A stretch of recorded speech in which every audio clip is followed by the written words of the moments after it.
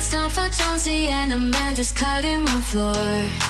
Yeah, yeah, yeah. It's Jonesy and Amanda's cutting room floor. Yeah, yeah, yeah, yeah. It's Jonesy and Amanda's cutting room floor. Yeah, yeah, yeah. Yeah, yeah. It's time for Jonesy and Amanda's cutting room floor. Yeah, yeah. Yeah, yeah. Are you ready for more? What's on the cutting room floor today, Amanda? You know I love me science, Brendan. You do love I your do science. like putting on my lab coat and hearkening back to my Beyond 2000 days. Didn't you just wear a lab coat once? Is that No, true? I often had to wear a lab coat, and it's like I was up for election. You know, they're always having to wear – now these days it's high vis. We didn't have to wear high vis. We had lab coats. We'd wear safety goggles. We'd wear hard hats, all that. Weren't you in a place sometime and you're looking at a fancy shop? That's how I knew it was time for me to leave Beyond 2000. I had a morning off in Paris. And I thought, look at that dress shop across the road. That looks nice. It was a shop that sold lab coats and industrial equipment. And I thought, maybe it's time I give this job up. I'm still wearing it though. Let me tell you about this. This is a story of two Australian mathematicians who have called into question that old adage that if given infinite amount of time, a monkey pressing keys on a typewriter could eventually write the complete works of William Shakespeare. Mm-hmm. This is known as the infinite monkey theorem. Have you heard of it before, Brendan? I have heard of it, yes. Yeah, it's a thought experiment that's long been used to explain the principles of probability and randomness. So this new peer-reviewed study led by Sydney-based researchers Stephen Woodcock and Jay Falletta have found that the time it would take for a typing monkey to replicate Shakespeare's plays, sonnets and poems would be longer than the lifespan of our universe, which means that while mathematically true, the theorem is misleading. So they looked at the abilities of a single monkey as well. So they looked at the ability of a monkey, also the series of calculations based on the current global population of chimpanzees. Yep. How many chimpanzees do you think there are in the world? 6 million? 200,000. It's not that many, is it? 200,000 in the whole wide world? Yeah. Hang on. Is that 200,000 million? It says here 200,000. Hang on. Monkey, chimpanzees. Yeah. Like chimps. Cheetah in Tarzan. Yeah, that's what I was one. thinking of. Because you The don't Jane Goodall ones. Yeah, you don't see monkeys in movies anymore. Remember there was a whole thing about that's the right. monkey in the movie? Yeah, and they'd have Hawaiian shirts on and they'd chomp Yeah, around like remember- Lancelot Link's secret chimp. Remember And Mata Hari, Lancey, trying to wear a pair of sandals. That's how I look like in heels. just to Lancelot Link's secret chimp was Lancey and Matahari I do the have same more information. chimp? Were they the same No, chimp? because they're in the scene together, as Yeah, was but I the think boss. they could have done a split scene like what they did in Bewitched when they had Samantha That would have and taken her too long. cousin They would have Sabrina. Look, they would have used a lot of monkeys. Yeah. What about Wally Walpurmur? Was he a chimp? Yeah, he Well, he was an ape. was an ape, but it was No, more, was he an ape or a chimp? It was. I think it was a chimp. I don't think you can train an ape. Maury Fields did the voice to Wally Walpurmur. Yeah. So somewhere along the line, it's not culturally sensitive. No, it's not. It's meaning No, somewhere on the line. Not It is culturally sensitive. It's but inappropriate. It's to animal do it. cruelty. So anyway, the results indicated that even if every chimp, Wally Walpurmur and Mata Hari and Lancelot Link and the chief, all of them. Who was the chief? Wasn't there a chief, or am I mistaking it for Get Smart? Was that F Troop? No, I think there was a chief. Anyway, yeah, okay. if all the chimps in the world were enlisted Yep. and able to type at a pace of 1 key per second until the end of the universe, they still wouldn't have come close to typing out all of Shakespeare's works. Wow. There would be a 5% chance that a single chimp could successfully type the word bananas in its own lifetime. It would just randomly type. There's a 5% So if chance. it they'd be just able to do bashed that. away on the typewriter, it would eventually come to bananas. And the probability of one chimp constructing a random sentence such as, I chimp, therefore I am, comes in at 1 in 10 million billion, their research has shown. Right, okay, yeah. But you know what book they were able to smash out? 50 Shades of 50 by Brendan Jones. They did it in 10 minutes. Just one chimp. Extraordinary. What an extraordinary chimp. And they threw their feces. I'm going to throw some at you now. Available just in time for Christmas, by the way. Yeah, not for another year. That remainder's bin is massive. Yeah, yeah, yeah, yeah. It's Jonesy and Amanda's cutting room floor. Are you ready for more? And here's what's on the cutting room floor. I've been reading here an interesting article. People are ending their relationships after discovering the Doritos theory. Let's take a step back. Do you like Doritos? I do. Do you eat a lot of them? Not so much. I like them with a bit of salsa. I remember the first time I ever ate a Dorito was over in America. You would remember the very first time. I do. I just remember because we were in America and... How old were you? I would have been 13, a bit younger, because they weren't over here. Was it a flavoured one or a plain one? It was a flavoured one. I remember eating it and I thought, oh, my God, this is the worst thing I've ever eaten in my life. Well, sometimes... Because we didn't have, in Australia back then... We would have had cheese balls. We had twisties. Cheezels. And cheese balls. No, we didn't have cheese balls. And then we didn't have anything Mexican. Corn chips came to Australia in the 80s, but certainly in my house. We didn't have CCs, and that was the first thing. Doritos were the American chip. And I remember eating it, and I thought it tasted like spew on a terrible... I couldn't even describe how bad the chip was. I remember thinking it was the worst thing. It does give you the aftertaste of spew. You know that all of those slight cheesy things do? Yeah, the nachos cheese. Yeah, it tastes in your mouth like you've had a vom. But now, now you're shoveling them in. Well, I'll tell you what the Doritos dating theory is. This is the theories based on the scenario that you find yourself eating Dorito after Dorito without giving it much choice. Without giving it any thought. You don't think about whether it's satisfying or not. You just eat a stack of them and you're never completely satisfied. And this could correlate to other areas and other people in your life. So this TikTok user, surprisingly, has said the idea is that only experiences that aren't truly satisfying are maximally addictive. So you're eating Doritos. When you eat a Dorito and finish a bite, you're not satisfied. It's not like when you eat a steak or a really satisfying food that's high in protein, where after a bite you feel the fullness and the warmth of satisfaction. You don't get that with Doritos. And many people are having Dorito relationships because they're not going for the substantial stuff. Because it's so addictive to have these lightweight things that are designed to keep you hungry. And if that's your personality, you might be doing that in other parts of your life. So beware, they're saying. So is it like what Paul Newman said about his wife, Joanne Woodward, that, you know... Why would I go out for hamburger when I've got steak at home? And then Charlie Sheen said, sometimes you want a bit of hamburger. You want some other buns. You want something else to eat. Yeah. Because that's what all those not new, but that's the secret to dieting is having calorie-dense foods that satisfy you. Doritos are the opposite, and there's an addictive quality to them. And that is maybe how you're having your relationships. They're so addictive, you're loving the thrill of the falling in love, but they don't last. When you're on the diet, though, you can still look at the menu. You're talking about food or people. So how far do you take looking at the menu? Well... Does your wife mind if you constantly peruse the menu? Are you joking me as if I would be doing that? No, but like I watched you flick through Maxim magazine the other week. Yeah, well, that's just looking... Four. Do you do that when you're out? No. Can I see the specials? No, I don't do that at all. You got anything going off that has to be consumed quickly? What's that? And that lucky time you found a chicken in a bag in a trolley? Why does it always come back to that? That's totally different. Are we talking about food or people? I don't know.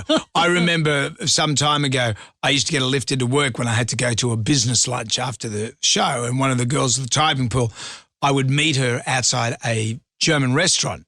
So that's where I just wait for her car to come along.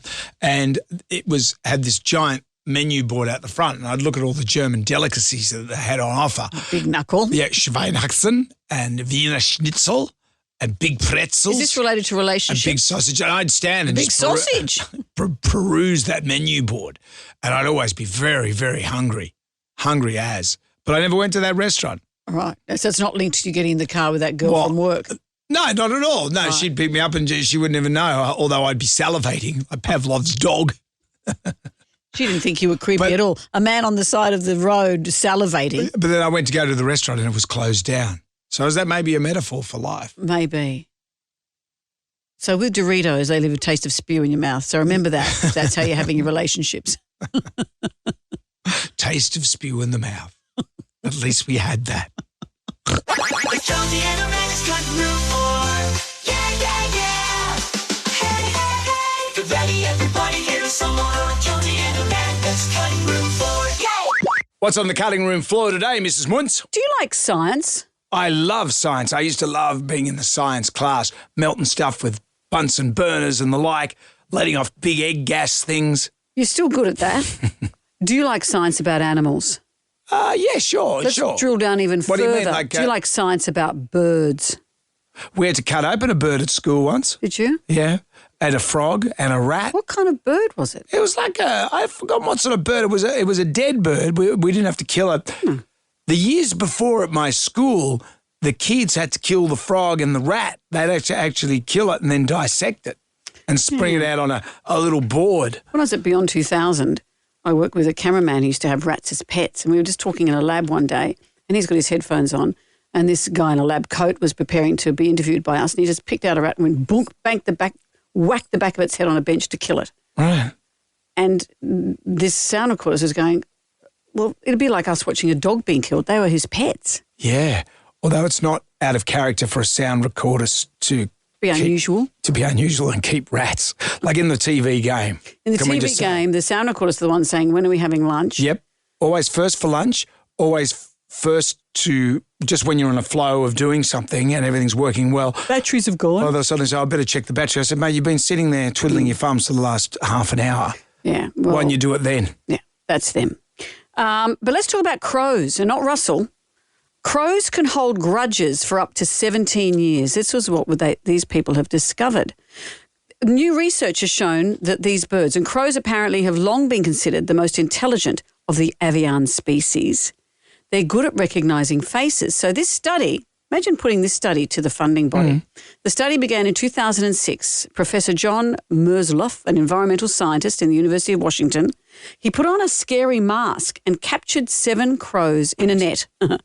So he captured 7 crows in a net. So he's wearing a scary mask. Yes. And he ran around with a big net, And now like the child snatcher in Chitty Chitty Bang Bang, I'd imagine.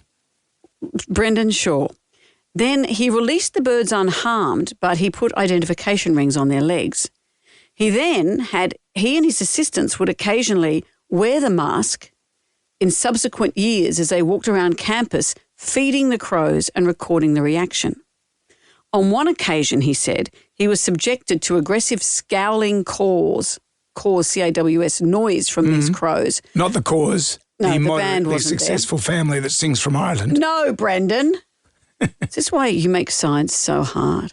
He was subjected to aggressive noises from 47 out of the 53 crows that he encountered. Now, considering that number of crows was so much higher than the original number he captured in his so-called scary mask, this means that the crows learnt to recognise the mask. They learnt to recognise threatening humans from their parents and their relatives.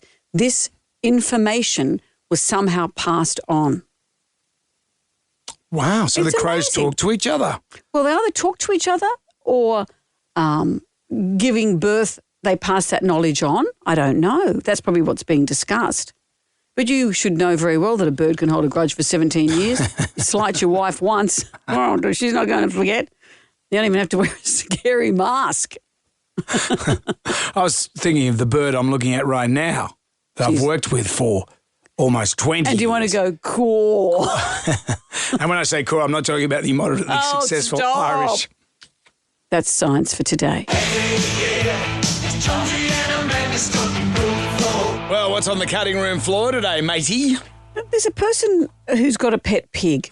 I don't understand pet pigs, do you? Nah. If you live on a farm, that's great. I follow Sam Neill's socials, and he's got pigs that he's named after famous people, and they're very good friends of his. Does he use the pigs for foods? I don't think he does, but the pigs walk around with him. There's one pig in particular who's his friend, and that's nice. But this is a couple who was celebrating the 4th of July and forgot about a case of beer that was in their garage. Their pet pig, which is 7 years old, is the love of their life. It's called Strawberry, and it got drunk on the beer. It Yeah, of course. crashed. What do you mean, of course? Well, that's what they do. Pigs, by definition, are pigs. They'll eat anything, will they? They'll eat, they'll drink. Apparently, they're very clean. Do you know what I learned when I was with Beyond 2000, is that pigs have the same tastes as little kids. They love chocolate milk. They love ice creams. They love soft drink, Yeah. that kind of stuff, all the sugary Not treats. little kids. I got tradie mates that eat like that. Yeah, well, pigs love all that. I was doing a story on how they could get the pigs to produce more milk and to eat more, and that's what they gave Well, everyone them. knows they orgasm for 30 minutes. What do you mean everyone knows? You didn't know that? No, I haven't had an intimate relationship with one With a pig. for 30 minutes. You know how many pigs try to hit on you? Does it male or female? I'm pretty sure it's the female because that would be a long orgasm. I don't know if the pig has that much fluid in it to do it for 30 minutes. You know, as far as But like... do female animals orgasm? Well, I'm just saying, Should I thought Google everyone... it while we're talking? Google it while we're talking. I thought everyone knew that. It's one of those trivia questions, true or false. Is it true that pigs orgasm for 30 minutes? And more often than not, it comes up that it's true. The longest orgasm in mammals Yep. is that of the domestic pig. Yeah. On average, 30 minutes, but it can last as long as 90. Whoa, that's like 9.5 But weeks. it's a male one, I think. The male pig. So is that fluid the whole time? I always thought the orgasm was the fluid. Let me have a look here. No, The orgasm... for the male is the fluid. the climax. Is the fluid. Yeah, sorry for being so graphic about this, but it's science. As you said, you put it under the science umbrella. Let me have a look at some more information. What's it saying here? Yeah. What's TIL mean? Thing I learned. Oh, thank you. TIL, Amanda just learned. If a female pig orgasms during insemination, Yeah. she'll produce piglets up to 6% more than normal insemination. All right. And the orgasm in the female can last up to 30 minutes. Right. Oh, that's why they seem to be so happy. I have seen at Cincinnati Zoo, I was doing a story and they'd knocked out a snow leopard and they were using an electronic probe to palpate it to get the sperm. Why, and why were you watching this? Because you'd left Beyond 2000. So you were just watching it for fun. Yeah, that's right. I just carry my lab coat and just go from place to place looking at weird stuff. So in summary, the pig, if you've got a pig, Lock up your beer. lock up your beer because you don't want like a pig getting onto your beer, do you? Yeah, lock up your pig. Actually, we've had a drunken pig in here When? then. You know, bravo. Why don't you go back See to if you watching... can last half an hour. Why don't you go back to watching your snow leopards being palpated, you weirdo? It's Jonesy and Amanda's cutting room floor. It's Jonesy and Amanda's cutting room floor. It's the cutting room floor. Are you ready for more? It's our podcast. You know, I've always wondered about people who buy those dolls, What dolls? newborn baby dolls Oh, yeah. and dolls that resemble children. Yeah, what You know about what those I ones mean? in the back of That's Life magazine or Take Yeah. It Five? used to be remember it used to be with Franklin Mint, was it? Yeah. They used to sell all that stuff. Yes, I'll pay $100 million in 10 installments. Make it for me now. Like one week you buy a Harley Davidson clock that brought out Peter Brock on the quarter hours. Yeah. I know I'm mixing them all up together. And you buy that from the Franklin Mint and the next week you buy this lifelike doll and it looked like a little dead baby. That's the thing. It's These kind are of weird. newborn babies. I want to talk to you about this woman I've been reading about this morning. She says, I'm a mom to 8 dolls. You'll like this. I breastfeed them and take them everywhere. She's 28. She looks like a very normal woman. Would you say? Look at the picture. You're holding up a handout. Very normal woman. Oh, posing. no, she looks a little bit... No, there's something going on if there. if I told you that, you know, she was working in marketing here, you go, oh, fair enough. She doesn't look like an unusual person.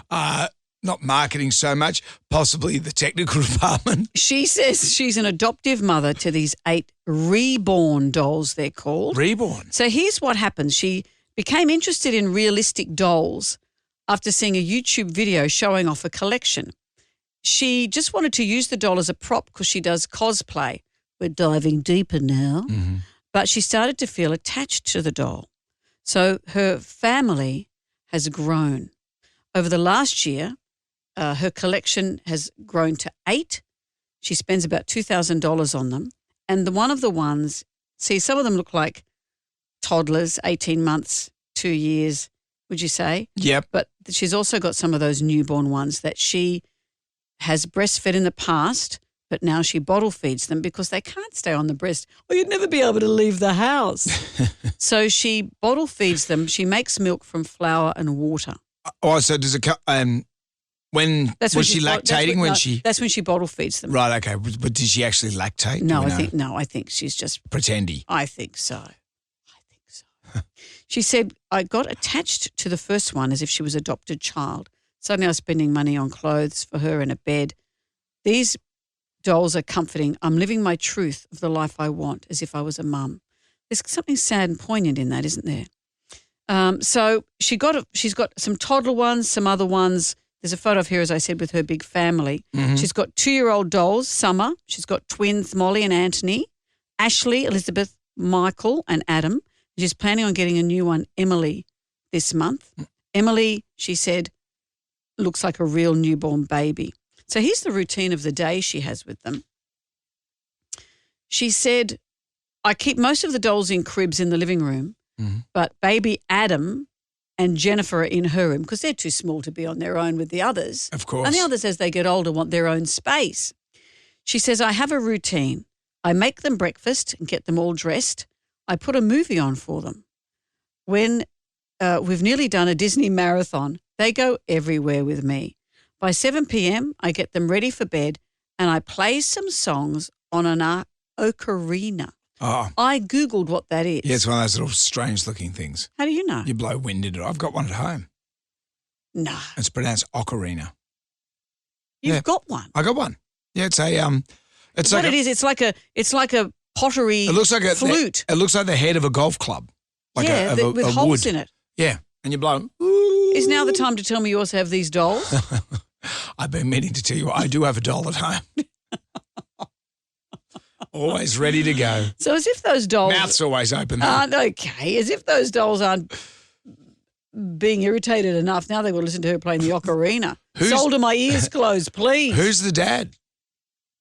Brendan, I haven't delved into the sad side of the story. Something tells me she might live without a partner. Because it can't be Ken because he's just got a mound. Yeah. No, I don't think there's any man in her life. She said look, maybe this is the thing. She's 28. She's always wanted babies. Yeah. And this is her route to that. Well, she's certainly not going to get any sort of route if any guy comes home and sees that. On the scale of 1 to 10 of I'm out of here, if you're a guy and you go back to her house and you saw, what are those squishmallows? If you saw a bed covered in squishmallows, a bed covered in actual cats or a bed covered in these dolls, which on the scale, where do they sit? Depends what the woman looks like. So it would make no difference to you if she was attractive. So if it's Sydney Sweeney, she could have any amount of shit on a bed and it wouldn't What bother if there was actual shit on a bed? Oh, okay. Have I found your line? I think you just crossed it. Okay,